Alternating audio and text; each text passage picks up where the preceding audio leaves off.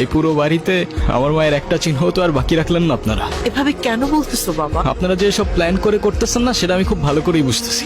Ivan, তোমাকে কিছু না বলতে বলতেই তুমি হাতের বাইরে চলে গেছো। সামান্য একটা ভুলের জন্য এতটা বছর এরকম করা কোনো মানেই হয় না। ওনাকে বলে দিয়েন এটা কোনো সামান্য ভুল ছিল না, it was a murder. Ivan,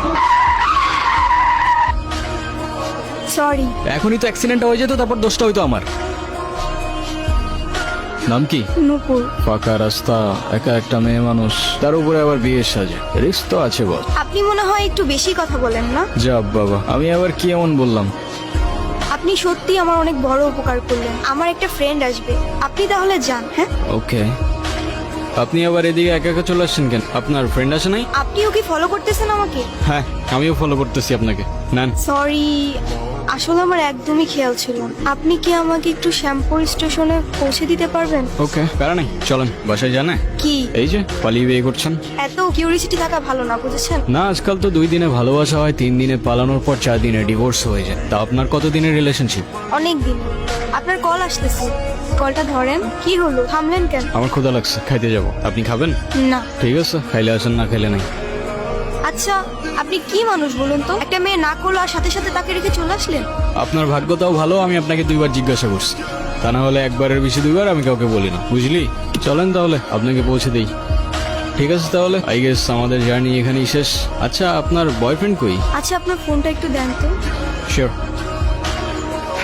কি হয়েছে, তুমি কল ধরতেছো না কেন? আমি স্টেশনে এসে দাঁড়ায় আছি। তুমি চলে আসছো, আসলে একটা প্রবলেম হয়ে গেছে বুঝছো। প্রবলেম মানে কি হয়েছে? আসলে দেখো, বাসায় সব চালাইছে, আম্মু বলতেছে যে মেয়ের বাপ মায়ের পরিচয়টাই নাই, সেই মেয়ের আমি পরে তুলতে পারবো। আমার আসলে কিছু করার নাই, আমি আমার ফ্যামিলির কথার বাইরে চাইতে পারবো। নেন, এই শহরের মানুষগুলোর জন্য কান্না করে লাভ নাই, মুখটা ধুয়ে ফেলেন, আর পারলে সাথে নিজের কষ্টগুলোও মুছে ফেলেন। বলছিলাম না, আজকাল মানুষের 2 দিনে ভালোবাসা হয়, 3 দিনে পালাই গিয়ে 4 দিনে ডিভোর্স হয়ে যায়। আপনার তো তাও ভাগ্য ভালো, আগেই কাহিনী শেষ। আমার সাথে বারবার কেন এমন হয় বলতে পারেন? সে যেহেতু আসে নাই, আপনি বাসায় ফিরে যান। না, আমি আর ওই বাসায় ফিরতে পারবো না। ফিরতে চান না মানে? ঠিক বুঝতে পারলাম না। মা বাবা হারানোর পর আমি আমার মামা বাড়িতেই বড় হই। কিরে এত দেরি হলো যে? জায়গা যাই হোক, বেতন দিছে না? মামা দিছে। তো খারাপ আছিস কে? টাকাটা দে। এনে এই 500 টাকা তোর কাছে রাখ। আর তোর মামি আসলি কোষ? আমি হাটে গেছি। মামার একটা বদ অভ্যাস, মামা জুয়ায় আসক্ত। 3 বেলা না খেয়ে থাকলেও তার জুয়া ছাড়া এক মুহূর্ত চলতো না। আর তার জুয়ার সঙ্গী ছিল জাহাঙ্গীর। আরে বাস মিয়া, তুমি আর খেলো না। এমনি তোমার মেলা টাকা বাকি পড়ে আছে। এমনি খেললে তো বাড়িঘর বন্ধ থাকতেও। এর থেকে তোমার আমি যেটা কইছি সেটা তোমার লেগে ভালো। জাহাঙ্গীর নিজের স্বার্থ উদ্ধারের জন্য সবকিছু করতে পারে। সুযোগ বুঝে আমাদের বাড়িতেও চলে আসে একদিন। রেখা, এগুলো ওরে পড়ায় নিয়ে আসো। আজকে জাহাঙ্গীরের লগে ওর বিয়া। মাইয়াডার তো কিছুই কর নাই। বেশি কথা বাড়ানো তো। যাও, ওরে রেডি করে নিয়ে আসো, যাও। এই কান্তাছোস কেন? তোরে না একটা পুলায় ভালোবাসে, ওই পুলাটারে কল দে। কল দিয়া পুলাটার সাথে পালায় আসা। তোর জীবনটা নষ্ট করিস না। রনি আমাকে সব সময় বলতো ও নাকি আমাকে অনেক ভালোবাসে, আমার জন্য সবকিছু করতে পারবে। আর যখন কাঁধে দায়িত্বটা পড়লো, সেই ভালোবাসা জানালা দিয়ে পালায় গেল, তাই তো? আমি তোমাকে ভালোবাসি, শুধু এই 3টা শব্দ বলে দিলেই তো আর ভালোবাসা হয়ে যায় না। সারা জীবন পাশে থেকে দায়িত্বটা কাঁধে নিয়ে তারপর ভালোবাসাটা প্রমাণ করতে হয়। আমি এখন কই যাব, কি করব, কোনো কিছুই না বুঝে উঠতে পারছি না। আপনি চাইলে আমার সাথে যেতে পারেন। কোথায়? ভব নদীর 13 পারে। এটা আবার কোথায়? সেটা আমিও জানি না, চলেন খুঁজে দেখি পাই কিনা।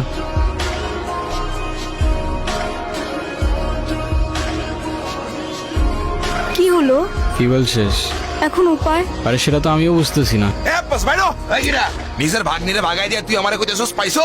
শালা টাকা দে, তুই আমার টাকা দে। এইসব কি কইতেছস জাহাঙ্গীর তুমি? এত টাকা আমি কই পাবো? তুই টাকা দিবি, আনালে তোর ভাগ্নিরে তুই আনবি। ওর সাথে বিয়ে হওয়ার আগ পর্যন্ত এই শিরোনাম আমি খুব।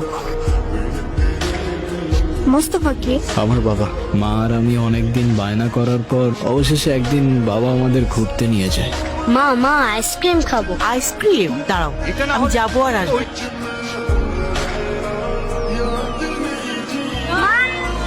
আজও যখন দিনটার কথা ভাবি, মনে হয় বাবার দেওয়া সেই সময়টা হয়তো বাবা কষ্ট করে না দিলেও পারত।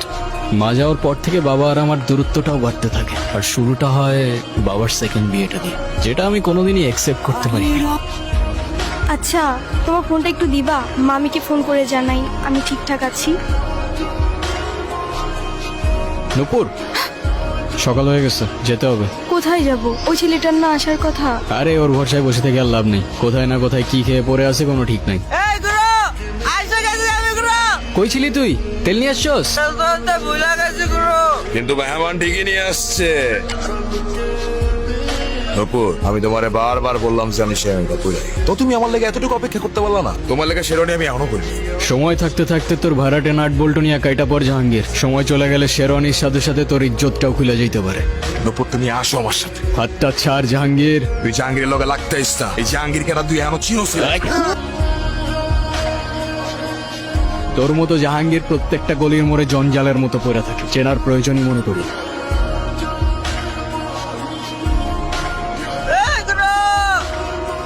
এই, ছুরিটা নামা।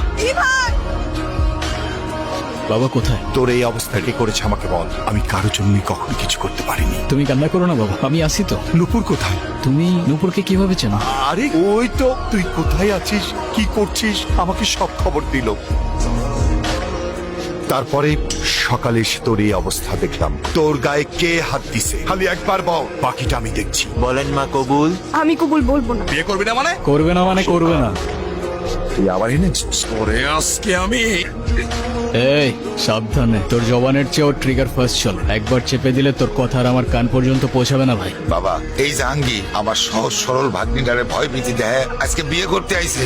আমারে বাঁচাও বাবা। এ বাসাই, তুই আমার লোকে পটি নিতেছস? তোর ভাগ্নির সাথে বিয়ে দেওয়ার কথা বলে তুই আমার কাছ থেকে 1.5 লাখ টাকা নিছস। তুই এখন তোর ভাগ্নির লোকে আমার বিয়ে দিবি আর নালে টাকা দিবি? একটা মানুষ এতটা স্বার্থপর হয় কি হয়? আপনার নিজের মেয়ে হলে এটা করতে পারতেন। বাবা, আমার ভুল হয়ে গেছে, বড় ভুল হয়ে গেছে, আমার মাফ করে দাও বাবা। যার উপর জুলুম করছেন তার কাছে মাফ চান। আমারে মাফ করে দে মা। শোনেন আব্বাস মিয়া, আপনার মেয়ে এখন থেকে আমার মেয়ে হয়েই থাকবে। যেদিন আপনি আপনার স্বভাব চরিত্র পরিবর্তন করতে পারবেন, সেদিন এসে মেয়েটাকে দেখে যাবেন। আমার বাড়ির দরজা আপনার জন্য খোলা থাকবে। আই মা।